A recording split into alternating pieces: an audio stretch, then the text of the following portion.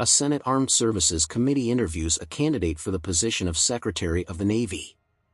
Senator Lillian DeHaven from Texas criticizes the Navy for not being gender neutral. Behind the curtains, a deal is struck. If women compare favorably with men in a series of test cases, the military will integrate women fully into all occupations of the Navy. The first test is the training course of the U.S. Navy Combined Reconnaissance Team, similar to the SEALs UDT/BUDS. 7. Senator DeHaven selects topographical analyst Lieutenant Jordan O'Neill, because she is physically more feminine than the other candidates. To make the grade, O'Neill must survive a grueling selection program in which almost 60% of candidates wash out, most before the fourth week, with the third week being particularly intensive, Hell Week.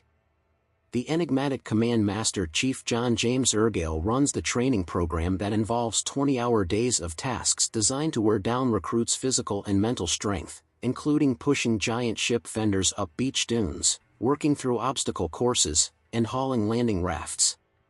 Even though O'Neill outranks Ergale, he is in charge of training and O'Neill has to fight for her spot like all the others. Given a 30-second gender norming allowance in an obstacle course, O'Neill demands to be held to the same standards as the male trainees. The Master Chief observes O'Neill helping the other candidates by allowing them to climb on her back to make it over the wall obstacle course. Lieutenant Blondell, Lucinda Jenny, is the medical officer on the training program and the only other female on base. Jordan has to shave her head to make sure her hair doesn't interfere with the physical demands of training. During SERE training in Captiva, Florida, the Master Chief ties her to a chair with her hands behind her back, grabs hold of her and slams her through the door, then picking her up off the floor he repeatedly dunks her head in ice-cold water in front of the other crew members. O'Neill retaliates and is successful in causing him some injury, despite her immobilized arms. In so doing, she acquires respect from him, as well as from the other trainees. Navy leaders, confident that a woman would quickly drop out, become concerned. The media learn of O'Neill's involvement, and she becomes a sensation known as G.I. Jane, in Joan of Arc. Soon, she must contend with trumped-up charges that she is a lesbian, and is fraternizing with women. O'Neill is told that she will be given a desk job during the investigation and, if cleared, will need to repeat her training from the beginning. She decides to ring out, ringing a bell 3 times, signaling her voluntary withdrawal from the program rather than accept a desk job.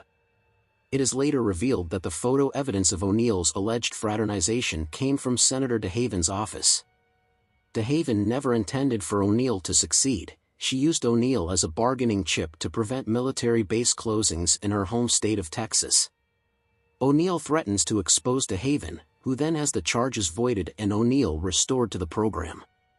The final phase of training, an operational readiness exercise, is interrupted by an emergency that requires the CRT trainees' support.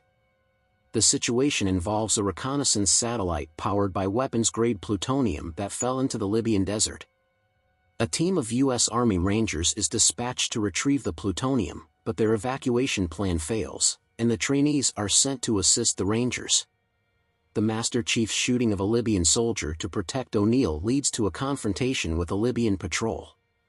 During the mission, O'Neill, using her experience as a topographical analyst, realizes when she sees the team's map that the Master Chief is not going to use the route the others believe he will in regrouping with the others. She also displays a definitive ability in leadership and strategy while rescuing the injured Master Chief, whom she and McCool pull out of an explosives-laden kill zone. With helicopter gunships delivering the final assault to the defenders, the rescue mission is a success. Upon their return, all those who participated in the mission are accepted to the CRT. Ergale gives O'Neill his Navy Cross and a book of poetry containing a short poem, Self-Pity, by D. H. Lawrence, as acknowledgement of her accomplishment and in gratitude for rescuing him.